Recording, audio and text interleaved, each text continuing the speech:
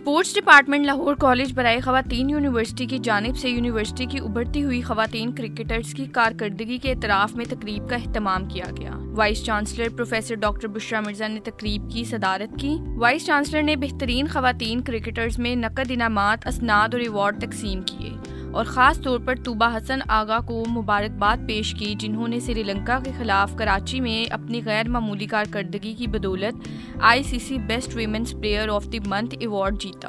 तकरीब में vice chancellor professor doctor Bushra Mirza ने in charge sports department Sameera Sattar और कोच शाहिद लतीफ़ की कोशिशों को सराहा। In charge sports HEC sports division engineer Javed Ali Memon और पाकिस्तान वीमेन क्रिकेट विंग की चेयरपर्सन तानिया मलिक समेत इंचार्ज स्पोर्ट्स डिपार्टमेंट में समीरा सत्तार ने शिरकत की।